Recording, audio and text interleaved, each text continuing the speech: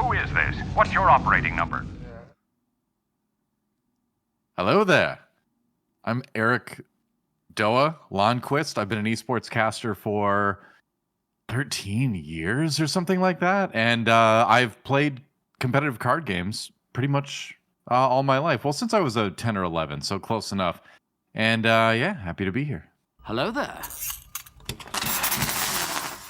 General Kenobi.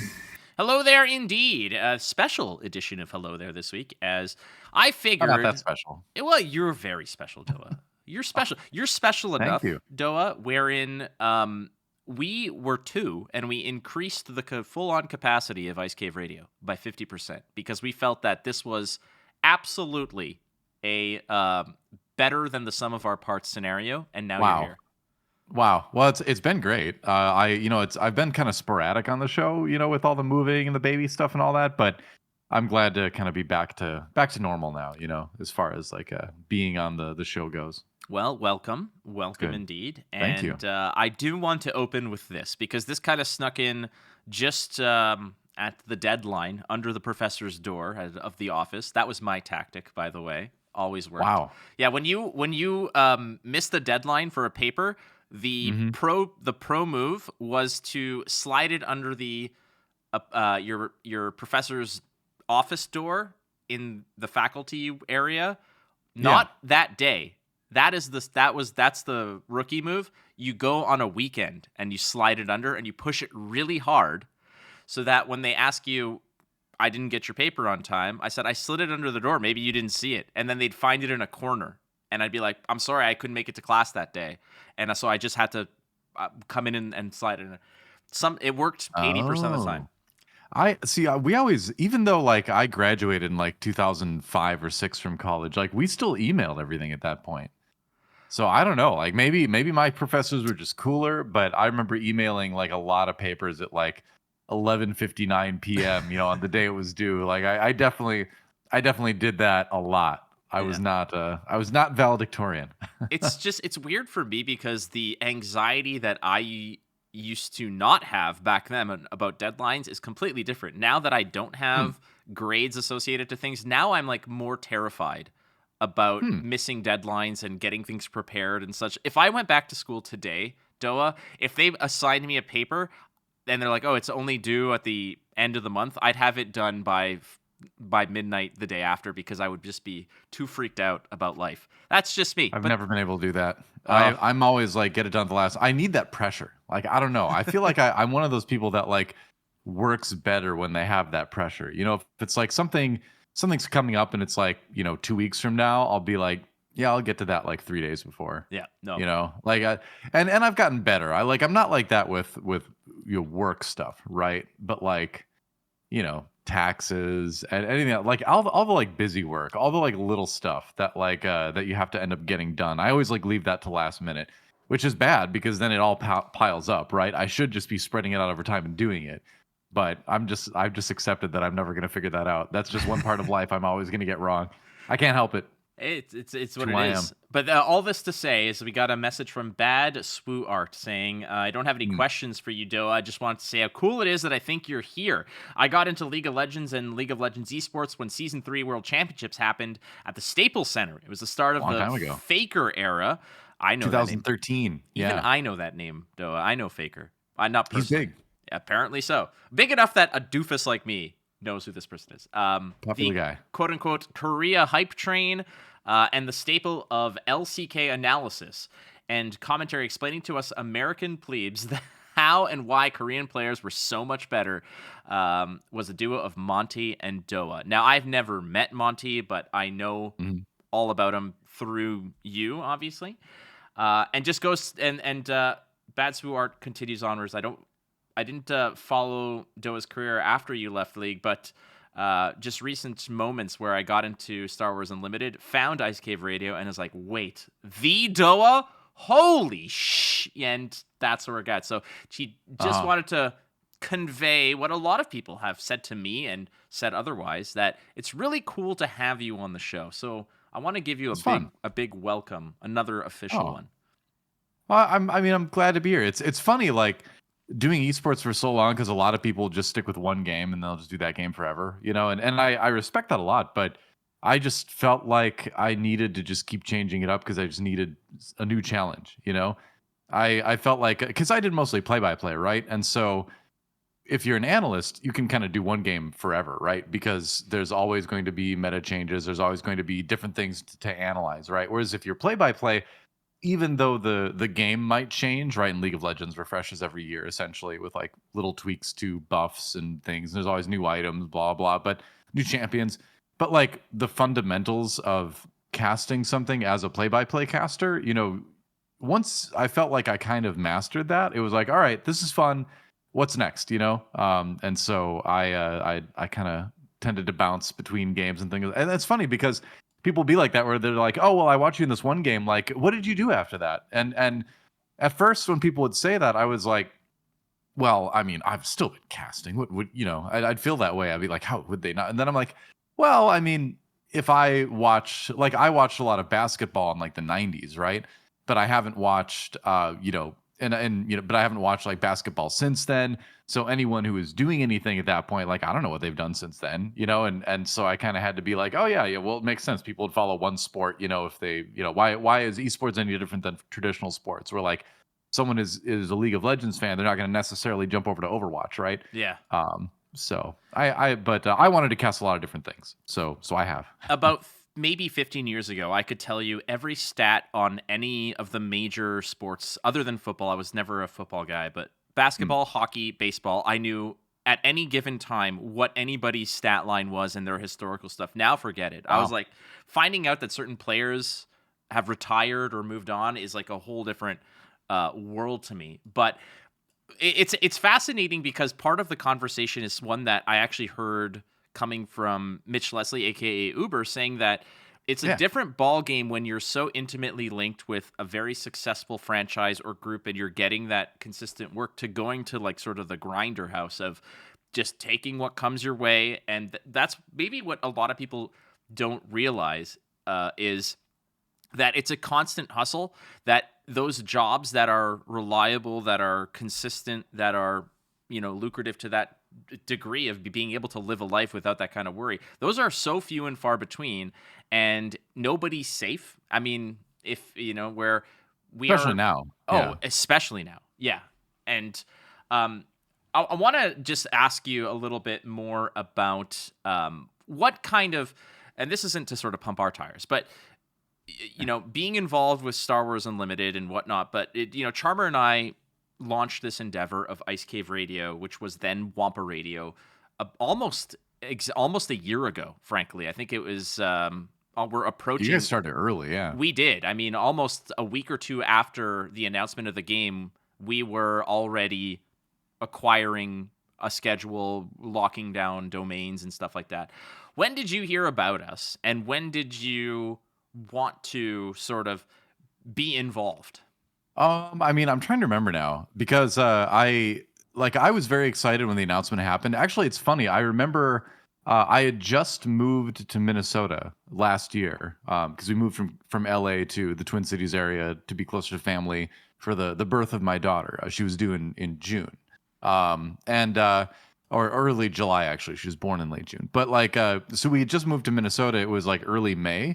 And I was playing Flesh and Blood at the new local shop that was like near my house, and like one of the people there was like, "Oh yeah, there's this new Star Wars card game coming," and I was like, "Wait, what? Really?" And they're like, "Yeah, Fantasy Flight is making it." I'm like, "Really?" Because I've been a Star Wars card game fan since the '90s. I played the Decipher one endlessly. I competed in tournaments around like, for what it's worth, southern Minnesota, that area, all the rural shops, I'd go from like town to town and compete in those things. So that was very exciting, right? And I played a lot of Fantasy Flight games over the years too, board games, and then a lot of card games too. I was speaking of Monty, he and I were really into the Legend of the Five Rings LCG. Oh, you talk about that a lot, yeah. Yeah, it's such a great game. But we even drove to Phoenix to play in this like weekend tournament together once and all. So we were like really into it. But so when I heard those three things combined, I guess I'll say is Star Wars, Fantasy Flight, and card game. I was very excited to hear more. Then the announcement happened, and it was super hype, and I think you guys must have been talking about it in our Discord that doesn't exist, for Flesh and Blood. There is no Discord, right? But I heard about this, and I think I just asked. I was like, "Hey, can I be on this show too?" Because I know I'm gonna like it. I know I'm gonna want to make content for it. So if you guys are already doing a podcast, you mind adding me in there? And thankfully you said yes, and it's been, hopefully it's been fun for you. It's been fun for me. So It's been a lot of fun, and again, a part of it is just multiple perspectives, and Charmer and I have such a wide berth of games and being involved in card games for, casually for myself, 20 some odd years, 25, 26 years. I think since I was 12 years old, I started playing card games. Same with Charmer. You yourself got in, for about the same amount of time.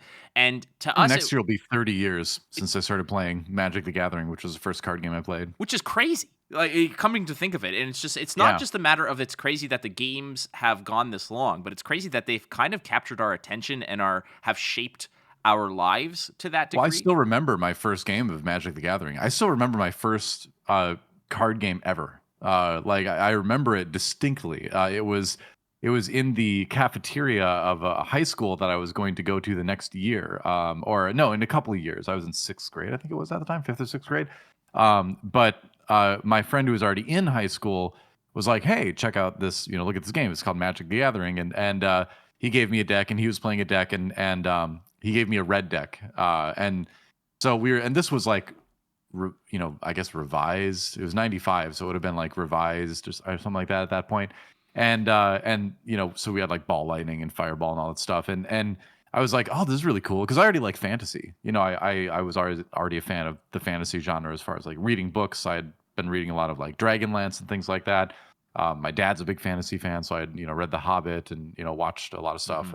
But I was like, "Oh, this game is so cool. Like the art is really neat," and I liked how we were playing creatures and playing against each other. And he's like, "Oh, you can build your own deck out of cards. You just have to have some land, and you have to have the other cards." And I think that's what really struck me, was that like I can construct my own deck out of this pool of cards, and it's mine, and I built it, and then I can pit my deck that I've built against your deck that you've built, and we can see who's better. So I think I was immediately drawn to the complexity of getting and the ownership too of having this thing that like I built, and to see if what I did was good enough to beat what you did. Because I always, since I can't remember a time where I didn't want to play against people in video games and things like that.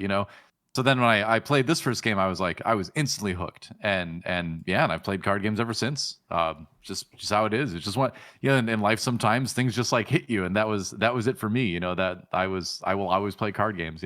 I'm the same way as you, because there's a lot of games that people will play and play to death, and part of the reason why I'm not as let's say attracted to an RPG or something like that is that I miss the adversarial aspect of certain games. I want to play against somebody else. I want to test my mettle against somebody else's and kind of like butt heads in that degree. There's a little extra satisfaction to it, and maybe that's a bad thing, that it's like I can't enjoy it unless somebody else is losing, but I appreciate the more satisfaction.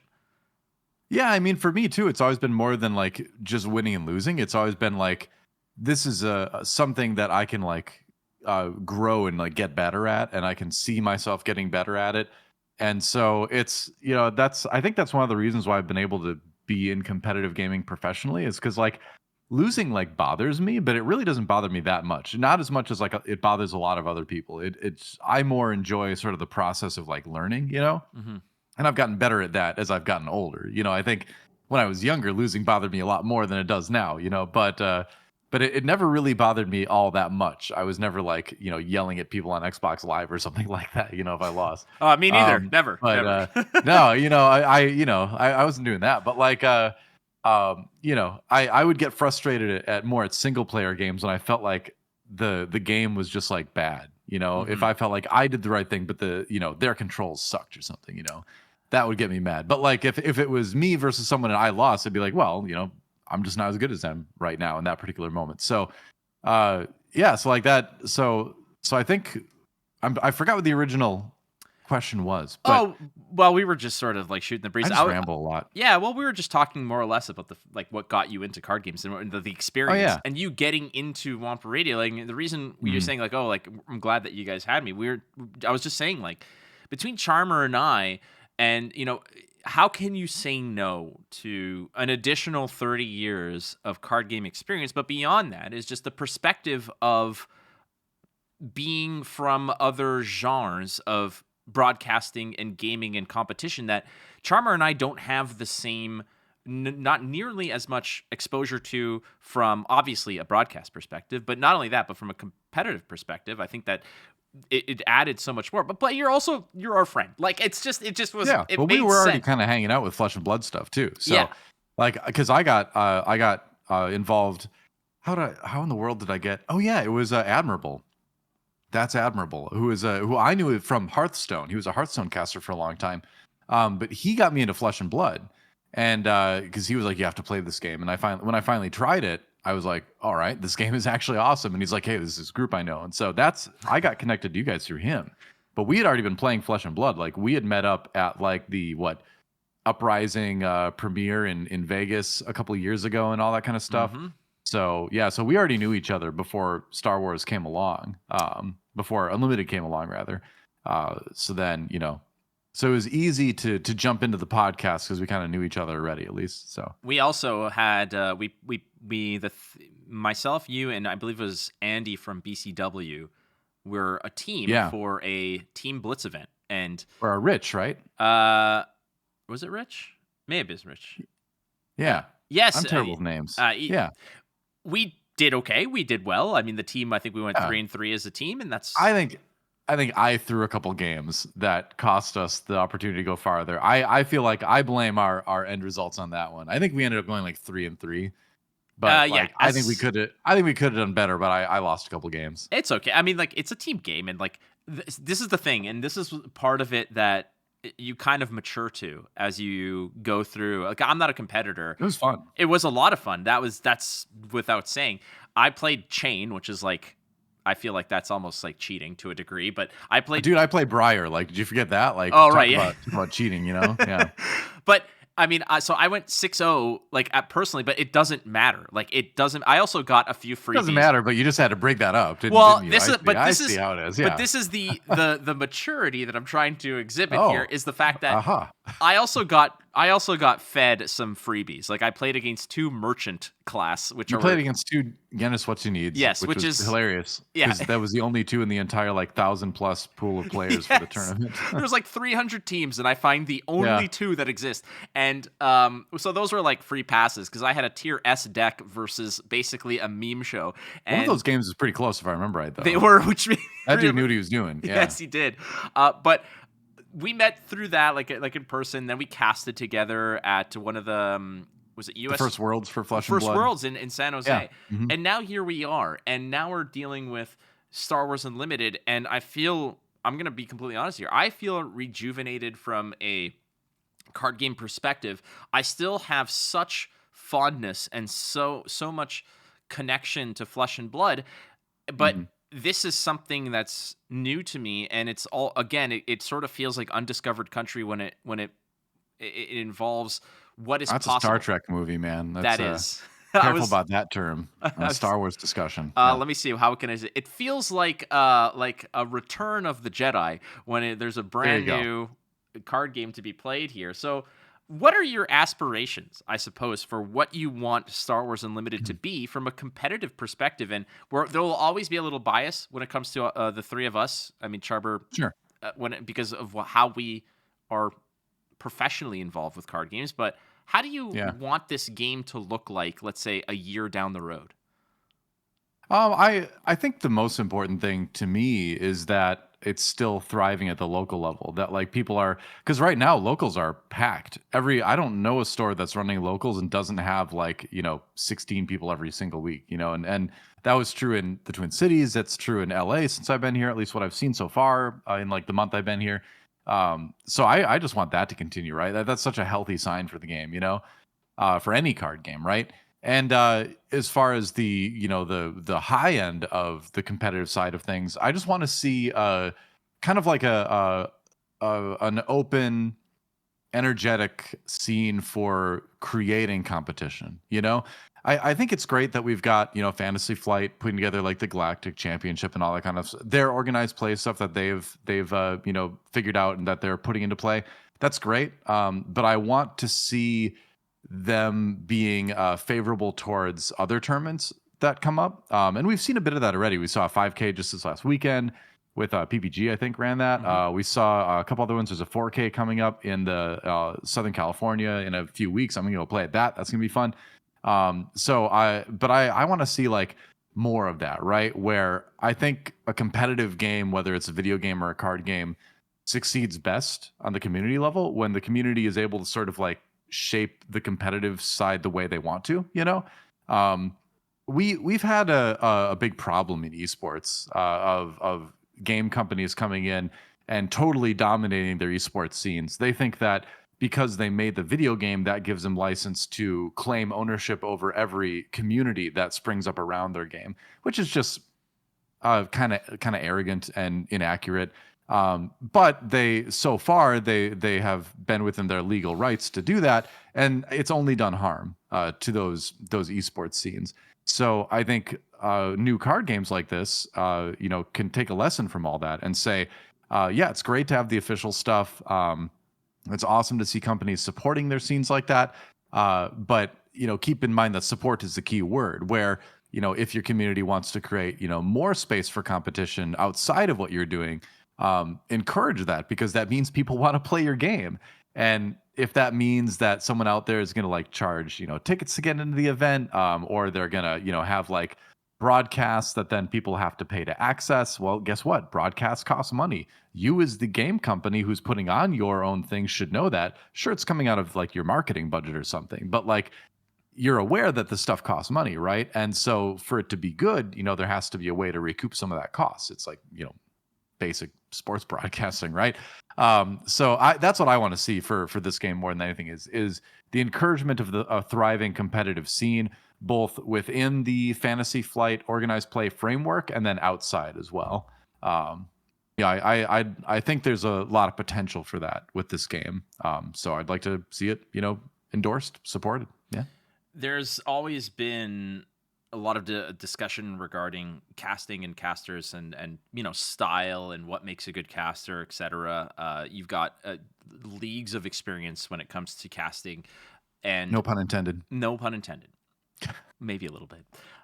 However, there's a conversation. I had this conversation with Uber on Instant Speed, my Flesh and Blood podcast, maybe a month or two ago, because there was a little bit of debate, or there was actually some bubbled up conversation surrounding what makes a good caster and what kind of qualities or criteria that they should have in order to actually obtain that job. And one of the things that I want to ask you is, do casters have to be pros? And pros, there's no pro tour right now. However, that was the debate for Flesh and Blood, was that why aren't the casters professionally qualified? Why don't they win tournaments themselves? Like, shouldn't they have that? And I'm gonna posit this question to you: is should a card game caster be a tournament winning or a top 8 worthy or that kind of quality of player?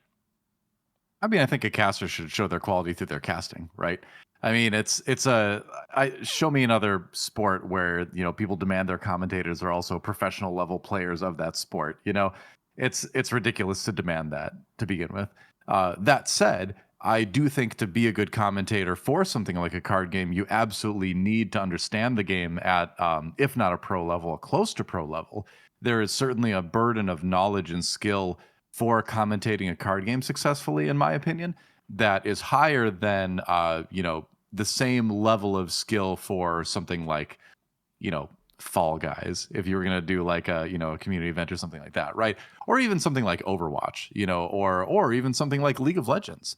I could play League of Legends all day every day, and I did for a while, or StarCraft 2, and I'll never be a pro. Like, that's just I'm just not that good, but I can watch it and I can understand it and I can talk to pros and I can get their opinions on things. I can take lots of notes, I can gather data, I can analyze that, and I can bring all that knowledge through on the broadcast. So so it depends on the game, right? But no, you absolutely do not need to be a pro to commentate. That is something that comes up in every single game. It's always stupid. But people out there, I've noticed more often than not, people who themselves are nowhere close to pro, feel like they're really smart and think, oh, well, why isn't everyone as smart as me on the broadcast? Well, to be honest, you're probably not as smart as you think you are. And, on top of that, a commentator is there to inform, but also to entertain, to drive the emotional narrative. I've said this many, many times, but when it comes down to it, people aren't fans of plays, they're fans of players, right? So, and that applies to baseball as much as it applies to Star Wars Unlimited, or Flesh and Blood, right? So the duty of the commentator is to, sure, make sure that analytical side does get brought out. They're able to describe complex things in, clear and concise ways that someone who is not a pro can understand. But the main thing there is to celebrate the accomplishments and the work that the players themselves are putting in, right? And to elevate these people, right? I think another a little issue in commentating sometimes is when the casters want to try to be the stars. And it's perfectly fine to be a famous commentator and have people be fans of you. I mean, I have fans. Like I am a famous commentator. In League of Legends, I was arguably one of the most famous commentators at one point.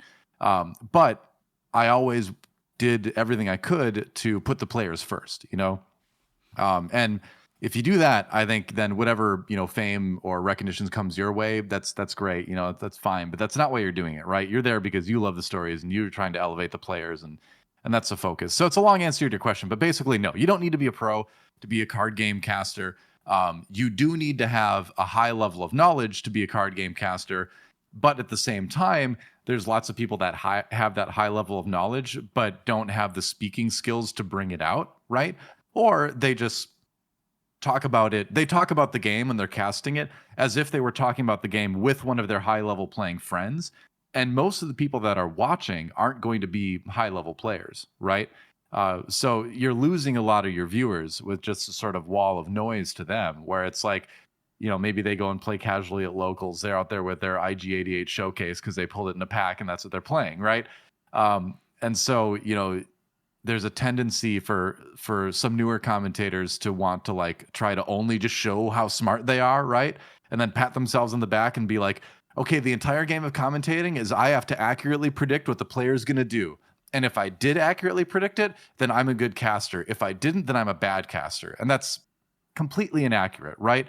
As a commentator for card games, your primary job from the analytical side is to try to bring the viewer into the mind of the player making the decisions and say, if you have access to the hand, here's what's in the hand, here's what's on the board, here's what I know that they're probably thinking about based on, my own knowledge of the game or based on talking to them. What is the line of play they're probably considering and why is that line of play applicable to this situation, right? And so if you can say that stuff in a way that anyone and their grandmother can understand it, and be entertaining while you're doing it, that's good commentating when it comes to a card game, right? Because we talked about putting the player first initially.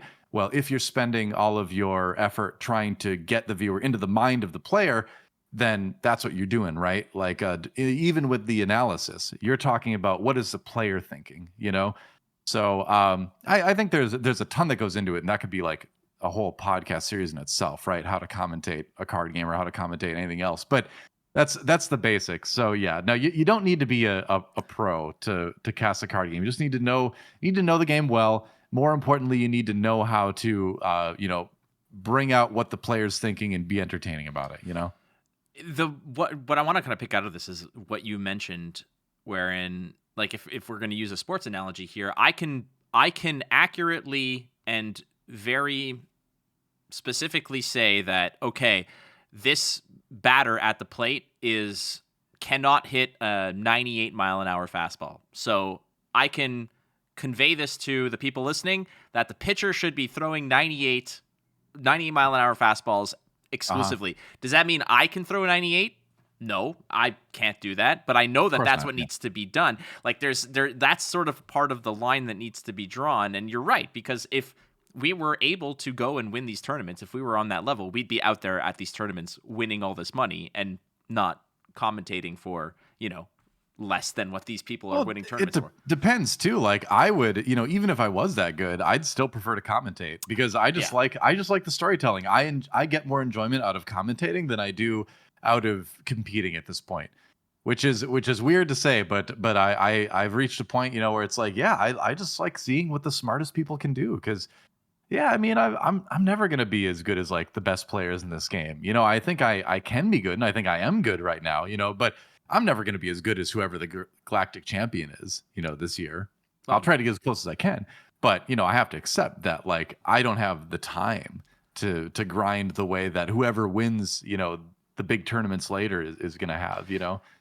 There's a lot to be said there, and you're right. Is that there's a lot of work that like the card games have kind of transcended to where they have to be almost, I don't want to say full-time jobs, but like if you're not putting in 20 hours a week into practice, study, innovation, things like that, reps, then you're lagging behind those who put that time in, and it does become a matter of what we're capable of doing.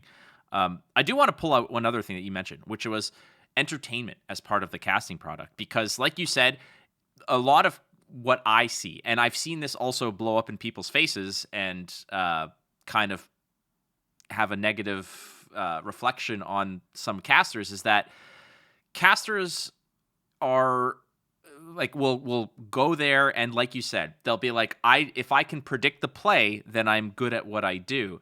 And if the play that I believe is optimal does not occur, then what I find, and that I think that you have noticed as well, is that sometimes those casters will then say it's a bad play, or it's a misplay, or this was wrong, or whatever. And I feel like that is that's like the worst thing you can do. Yeah, that is a chasm that I find that a lot of casters fall into. And a friend of mine who's been sort of dabbling in it and was doing Lorcana casting fell into that hole where they said, this is not what was supposed to happen. This is a wrong play. This is a bad play. And they got absolutely torched. And I had to sort of explain to them. I was like, it's not about you. You're not in their mind. I said, you don't know what they're setting up. You don't know what they're thinking. So it's not a wrong play. It's a play that you didn't anticipate. So it's not on you to tell them that they're wrong. It's on you to try to decipher why that might be right and what that might lead to and what the ramifications of that play are. Not that it's wrong.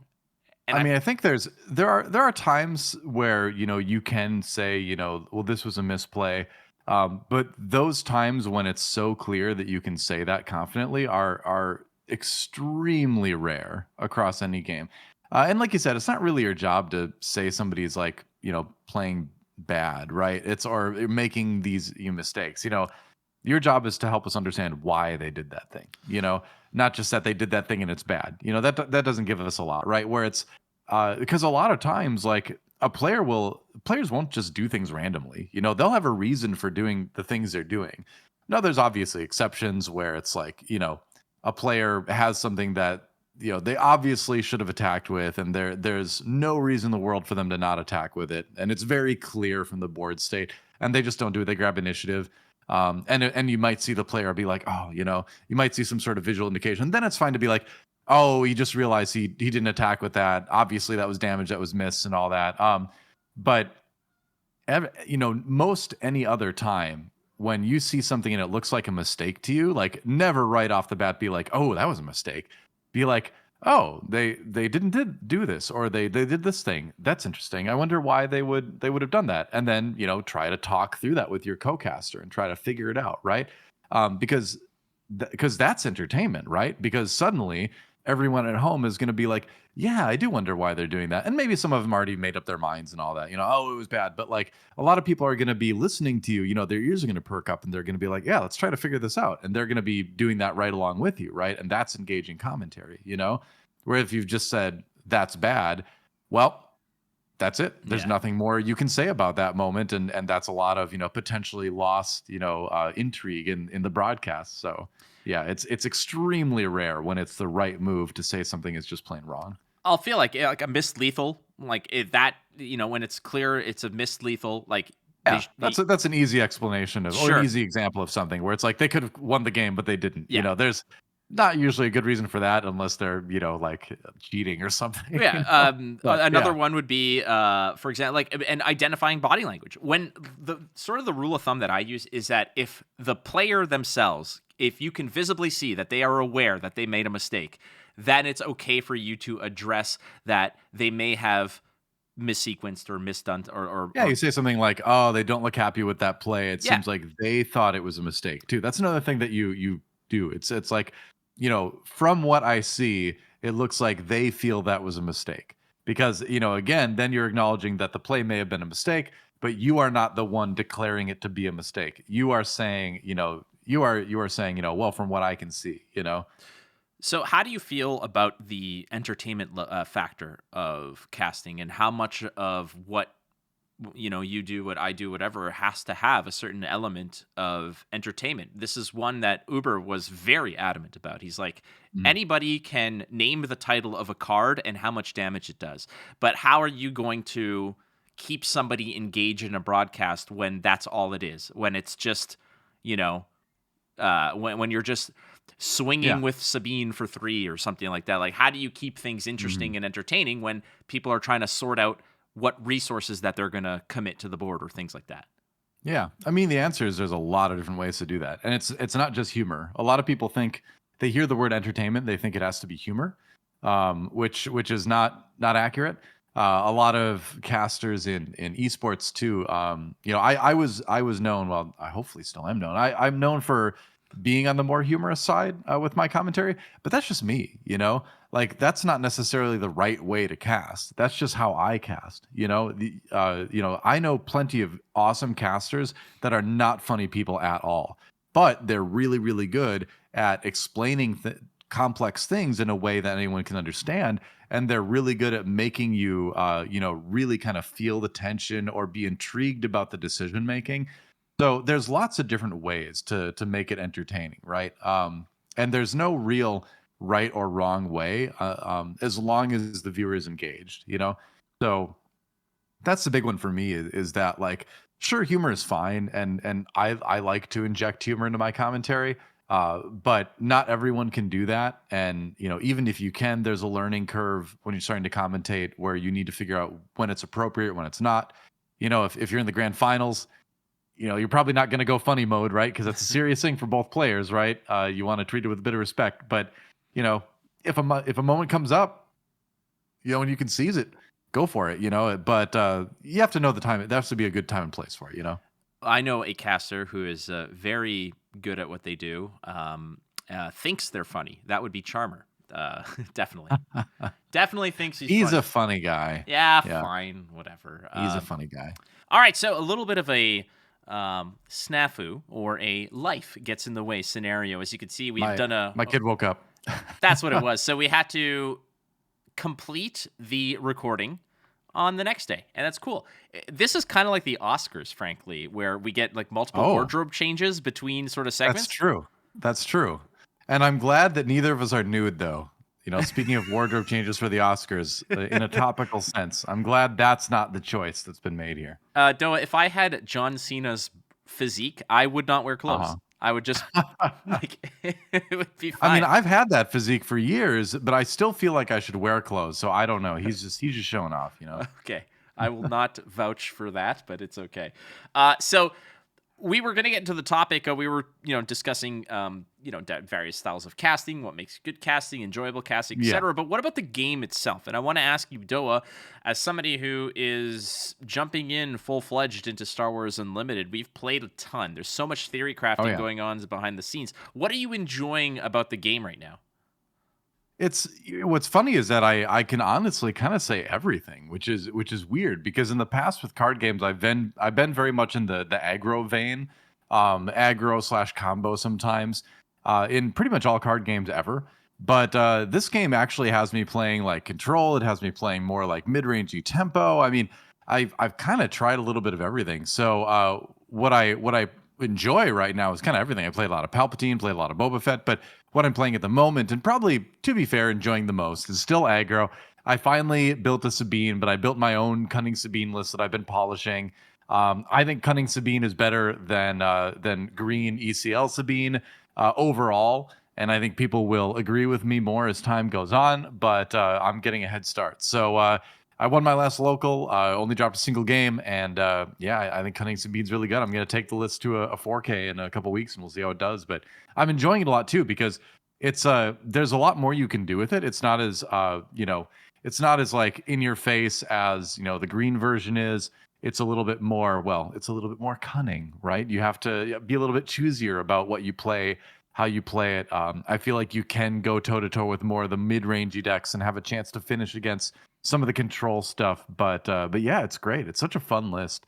I've done some write-ups on the Patreon. Shout out to our Patreon if you're curious about it. But that's what I'm playing the most right now. Although I was challenged to build a Jin Urso deck for my upcoming local this week, so I did that, and we'll see how it goes. Well, we put some time into that effort. I think you and I spent an hour. We'll be testing it. Yes, well, we'll be Yeah. testing it later this evening. However, so when it comes to the Star Wars U and such, again, I have been very much hitched to the Palpatine wagon, and I had a brief stop off in Idenville. However, I'm back on the Palpatine Sure. wagon, but you have a 4K or 5K coming up on the 4th of May the 4th, be with you. A 4K coming up on the 5th of May. Oh, Because they didn't want to overlap with all the May the 4th events, so I guess they're doing a May the 5th. okay, that's Revenge of the Or it's 5th, Cinco right? de Mayo. Yeah. Star Wars Star Wars. I keep wanting to say Star Wars United because we're all united in our love of Star Wars, but it's Star Wars Unlimited. Yeah. Correct.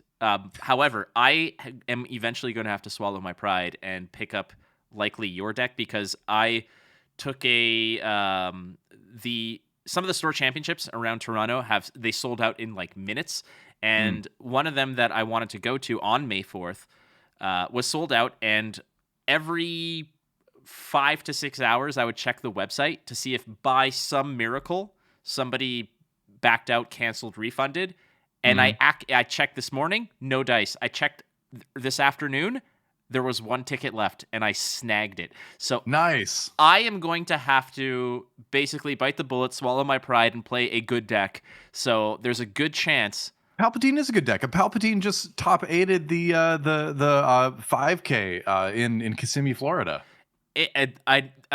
The Palpatine didn't make it. It was top 16. It didn't make top 8. Oh, though. top 16. Okay, Yeah. top 16. That's still pretty good. It's for a tournament that good. size. It's still good. pretty good. Look, Yeah. at the end of the day, if I don't have the cards I need for like a Sabine Cunning, which is what I'm leaning towards right now, that's where we're going to go. But that's a different story. But the other question I want to ask you is, besides the standard gameplay, you have also been a little bit a little pushback towards limited. However, be it peer pressure or just On this game. No, but that's what I want to get to, is because Oh, okay. traditionally limited has not necessarily been your jam, but you Yeah. have come around.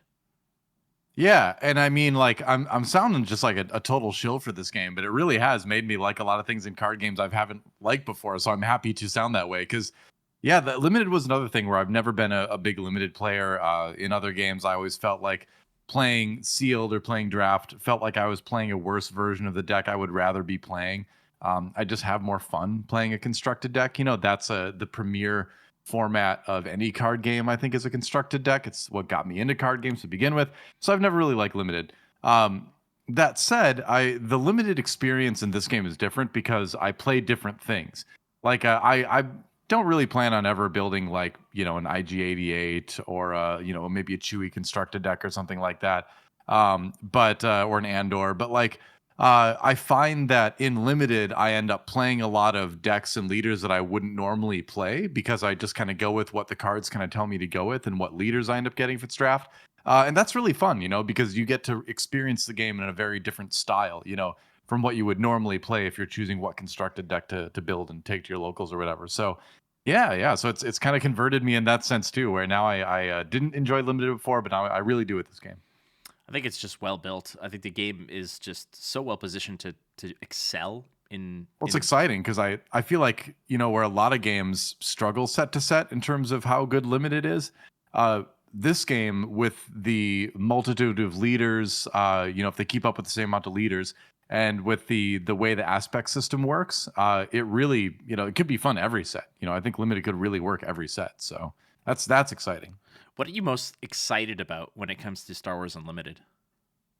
I mean, I play a lot of constructed, and I love that. Like, competing is the best thing, at the end of the day. But And for me, like casting is what I want to do eventually. Is I want to cast all the big Star Wars Unlimited matches. That's no secret. I've said it many times. But as far as like playing, I'm really actually excited to play a lot more Twin Suns.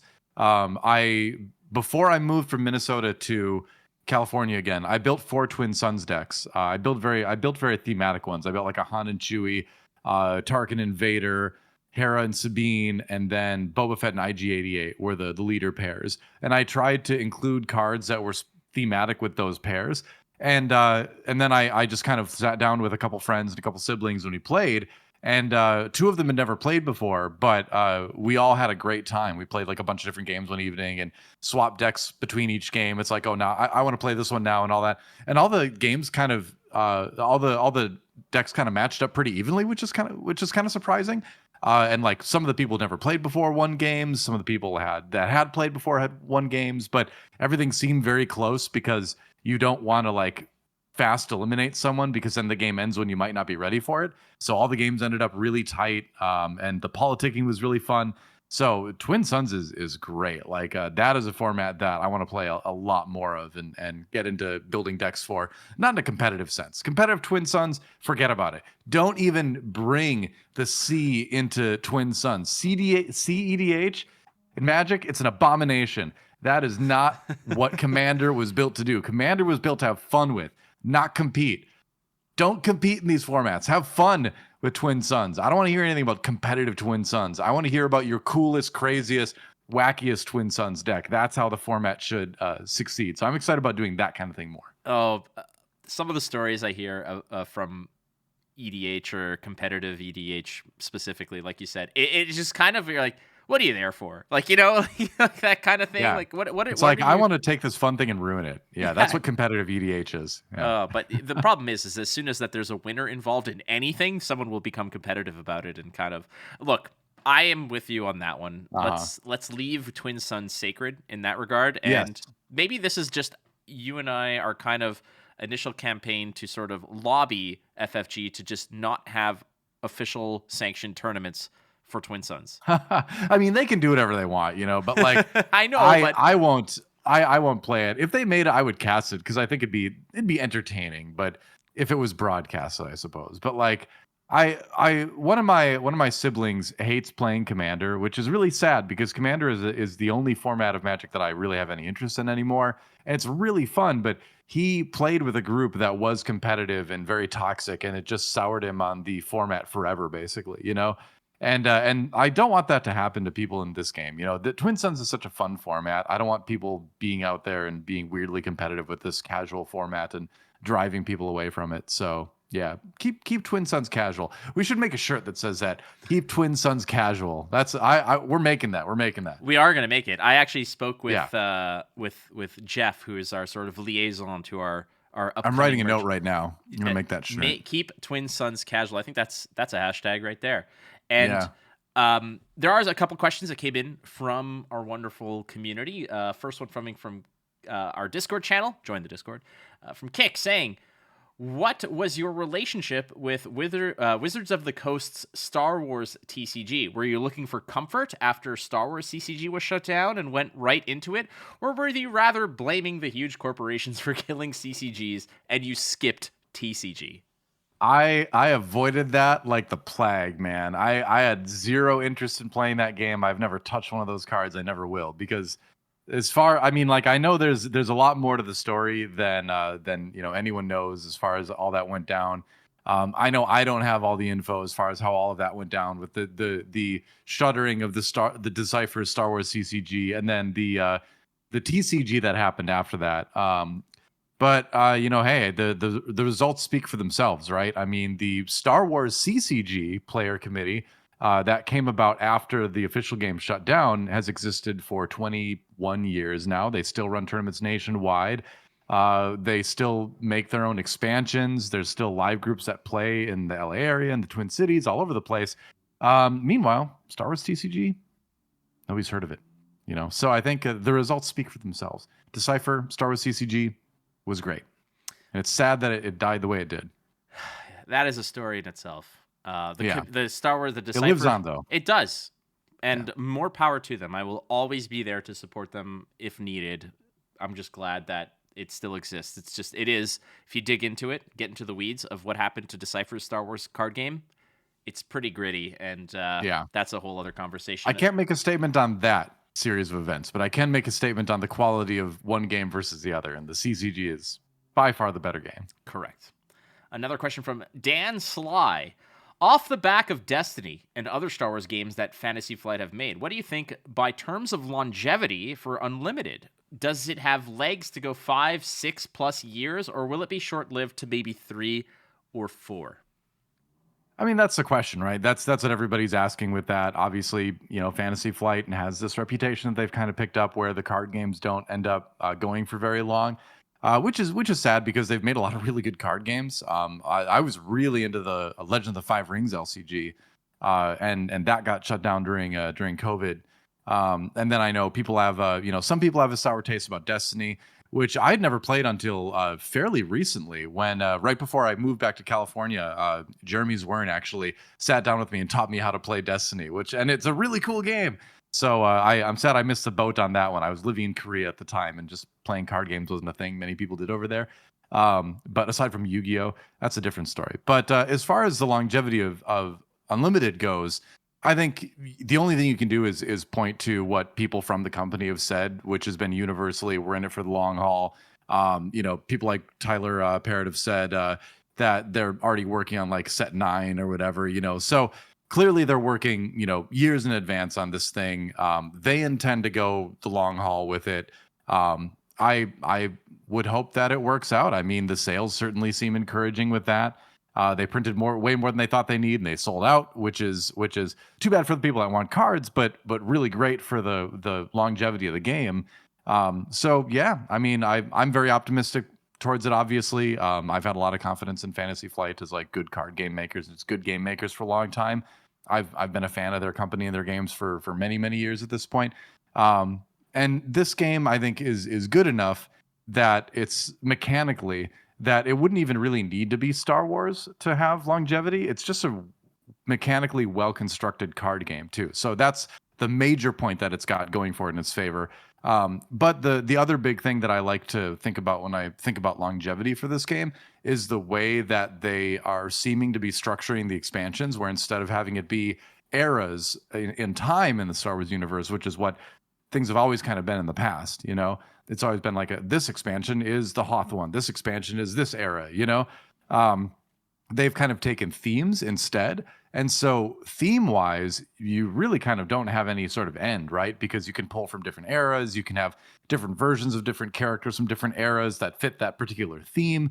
We had a very Galactic Civil War era theme for the first set. Now we're getting a very Underworld theme for the second set. We don't know what's happening after that, but that style of expansion, I think, is really smart and will add to the potential longevity of it. So yeah, I'm very bullish on it. I think it's just a fun game to play, which is the most important thing, but it's got a lot of other things going for it. I think that will, fingers crossed, make it last a good long time. I wholeheartedly agree. We had Danny Schaefer on Hello There a couple weeks ago, where he confirmed that they are currently working on set 9. And if we're going to go ahead and, extrapolate that 3 sets per year, if you're on set 9, we are clean and clear through to the completion of 2026. So I think that's, just to answer Dan's question, I mean, we're already past the 3 to 4 year mark on this, and it seems like it's all systems go. I don't see what would ever kind of maybe have them throttle back.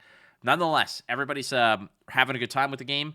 You, myself, Charmer, all of us here at Ice Cave Radio are having a great time, but there are some rapid fire questions, Doa. All right, let's do it. All right, you know how to do this. So to sort of like transition us in, I need the finger guns, otherwise it doesn't count. Oh. I hope you're still paying attention, because now I'm going to tell you the most important. Did you need the sound effect? I don't know if you needed that. Oh, we're keeping that in for sure. That is it. All right, so a little bit of shoot from the hip here, rapid fire style. Be as elaborate or as quick-winded as you want. Here we go. What is your favorite line from a Star Wars movie? That's a really hard one. Why did you ask me? Why do you ask me that? Oh my gosh. That's why. Because whatever I say, I'm just going to be disappointed with myself later because I'll think of a different one. This is called the sleep losing question. Oh, it is. I will just say, I know. That's a great one. It is a great line. Yeah, I have a shirt that says that. Actually, my wife and I got a couple shirts actually, where she has a Leia shirt that says "I love you," and I have a Han shirt that says "I know." So it's a goofy couple thing, but I'll use that. Yeah. Those are goals right there. All right, Doa, let's put it this way. Instead of casting a match, you miraculously go on this absolute tear. You qualify for the Galactic Championship. It's time for the top 8. Now, they're having this in a massive arena, okay? There are 75,000 spectators, gigantic Titantron-style, screen. You're going to be playing in the middle of this entire arena. The lights go down. The fog machine is on full blast. You're about to emerge to play your match. What music is playing? What is your walkout music? Oh man, that's another hard question. Man, we ask hard questions here. I'm such an indecisive person that it's hard to think of these things really quickly. Hums, You'd Prefer an Astronaut. Okay. All right. You'll have to look that up. Nobody knows what I'm talking about. Well, if we have the rights to the music, we will play it right here. Oh, all right. Good luck. All right. Which pet would you rather have? A Rancor or a Kowakian monkey lizard a la Salacious Crumb? Oh, man. I think the monkey lizard would be a lot more useful. I think, Rancor is the intimidation factor, and they're, they got hearts of gold, we're told, apparently. But the monkey lizard could be like, I could teach it to like make me coffee. I could teach it to be a barista, and I wouldn't make it need to make me laugh once per day, otherwise it dies. Like poor Salacious Crumb's arrangement with Jabba the Hutt. It'd be more like kind of like a roommate kind of situation, I think, where it's like, we just sort of chill, So I don't know. That seems more fun. Rancors, I feel like they'd be too expensive to maintain. Need a bigger area. A lot more food. Monkey lizard, way easier. Yeah, I feel like a Rancor is like owning a boat. Everybody wants to be the friend of the guy who owns the boat. No one wants to own it. Like, it's too expensive and too much work. Boba Fett didn't own that Rancor he rode on. Yeah, did he? He kind of did. Well, let's not talk about that. All right, here's this one. How about this one? You've been around within the scene for quite a while. Do you remember what your first autograph that you signed was? Oh. In esports? In general. It would have been esports. It must have been 2011 at the Gom TV StarCraft 2 studio in South Korea. Would have been a fan at that studio. Yeah. Oh my, 2011. Yep. All right. It's been a couple years. Doa, who inspires you? Who inspires me? Man, like it's a lot of the so many people, like, because no one can be like your one inspiration. I feel like you have to take inspirational things about a bunch of people and see what you can learn from that. People that inspire me, it's gonna sound cliche, but my dad definitely inspires me as far as like how to be nice, how to look for ways to help people. Just one of the nicest people I've ever met in my life. People like Weird Al, Joel Hodgson, these kind of like more off the wall comedians, all the other guys on MST3K, Riff Tracks, like that kind of humor has always really jived with me, and I've incorporated a lot of that sort of vibe into what I do on camera. Other people like Adam Savage from the Mythbusters, who people say I look like sometimes, which I don't. I mean, I kind of see it, but I don't really see it. But like, I love his way of explaining complex topics. I feel like I've learned a lot about speaking about complex things from him, and I think he's just kind of generally fun guy to listen to. So yeah, I'll name those people. Yep, that'll be it. Yeah. I am a subscriber to Adam Savage's Tested channel. I watch oh yeah, I love that channel. He is such a incredibly passionate, inspiring, motivating communicator of, like you said, complex, nerdy things, but you just want to hear him speak. And you're right. Speakers do inspire me. He's great. Absolutely amazing. What is your favorite aspect in Star Wars Unlimited? Aspect? Probably Command. I think even though I'm kind of shying away from Command because it's like the popular aspect right now, I like a lot of what it does. I like the mix of buffing and ramping and kind of stuff like that. So it's ambush. It's got a lot of fun things going for it. And the color green is my favorite color, so I feel kind of drawn to it from that regard too. So yeah, command. What is your favorite card of all time from any card game you've ever played? Oh man. Can I? Oh, okay. This is a pretty easy one. I would say the Abyssin in Star Wars CCG because there was a ridiculous deck. So in Star Wars CCG, a little bit of story time. In Star Wars CCG, there was no limit on the number of a card you could put in your deck. And so before the defensive shields came out to curb this kind of deck, you could just do something. It's like Relentless Rats and Magic, but it could be like any card.